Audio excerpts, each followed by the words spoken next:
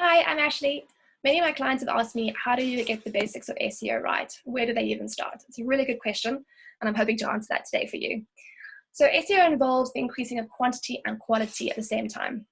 More people visiting your website, which is the quantity, and only getting leads who are your ideal client is the quality. This means delivering all your content in a way that search engines like Google can find and understand. Not just your website, but your blogs, your SEO, and your video too. The first step is to understand what elements of SEO are important for your firm right now. Moz.com created a hierarchy of SEO needs, very similar to Maz's hierarchy of needs. Moz is called Mozdo's hierarchy of needs. And Moz suggests that while SEO agencies push the top two tiers of this pyramid, over here, snippet, schema markup, title URL, and description, the bottom three tiers are actually where you should be focusing on first. These are keyword optimization, compelling content, and core accessibility. And in actual fact, if you don't get the bottom three right, you won't even rank on Google, and nothing else that you do with SEO will even matter. And that's because the heart of SEO is content, the right kind of content for your ideal client. So while there are a few SEO changes you can actually make yourself, you'll need a website team in your corner to assist with the majority of these changes that I'm going to go through now. The first one, and is your foundational part of the pyramid, is findability, making sure your website's accessible so Google can actually rank it. So in order to scan the code of your website and decide where you rank for SEO, Google goes into your site with what they call spiders, and they actually crawl your site. Google can't crawl your site, it won't even be displayed in the Google search, so you won't even rank at all. And if people can't find your website, they won't read your amazing content. The second point is your compelling content. So it's the second part of the pyramid, providing content answering the questions your clients and prospects are actually asking. The way that Google works is it shows what people are looking for. So when you provide quality content to the right type of people and you're solving a problem, you're winning in the eyes of Google. So when you're thinking about SEO, the real question here isn't how do I get to the top of Google, but are we creating content that is actually answering the questions my clients and prospects have got? Ideally, my ideal clients. Will people find what they're looking for? And then also, are you adding value to Google? Will Google see value in that? People also ask a lot about keywords and phrases. These are topics that are hinting towards what your content is about. So they are the words and phrases people would actually type into a Google search bar when they're looking for specific content.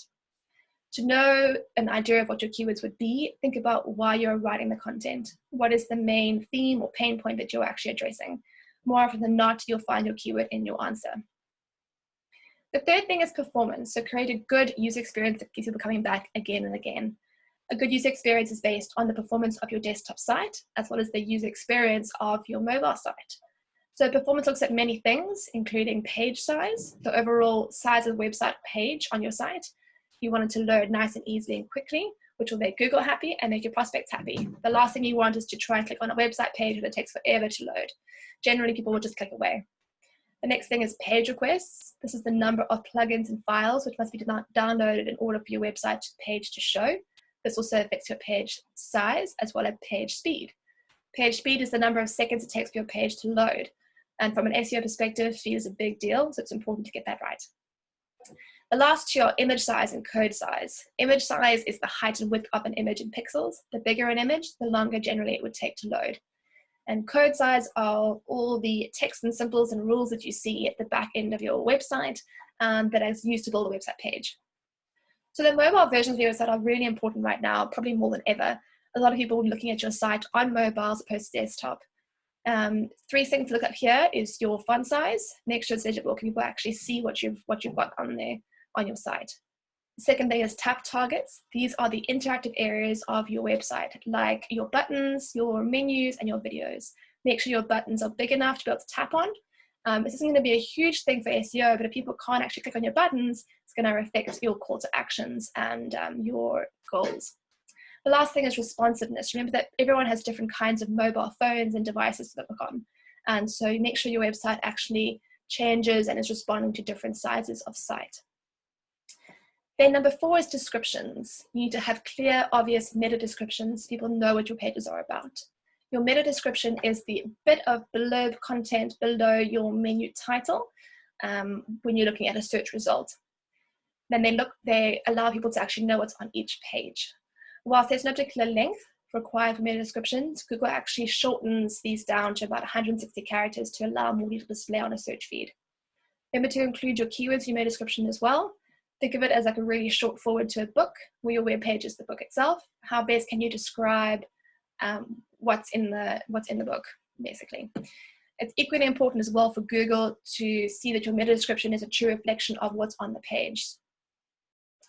Number 5 is to have up-to-date plugins. So keep your site up to date to ensure it remains secure.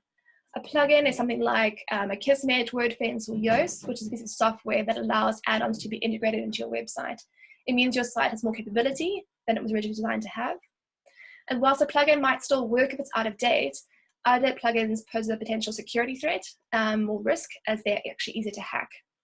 So the fact that you've got out-of-date plugins might not be an issue for Google in terms of SEO, but if your site is hacked, that's a big problem for Google, and it will be sort of flagged as unsafe going forward until that's sorted out.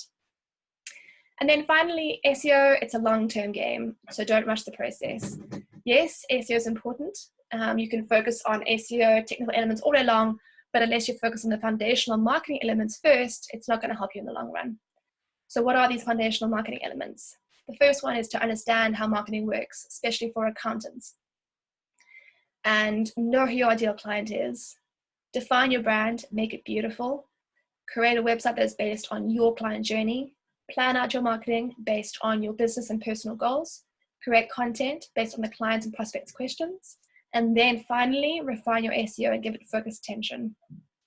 So I hope that's been helpful. If you have any SEO questions you're still struggling with, we're always happy to help. You can watch our SEO Masterclass webinar, which is in a link in the blog itself, or you can get in touch with the PF team. We're always happy to help. Thanks. Bye.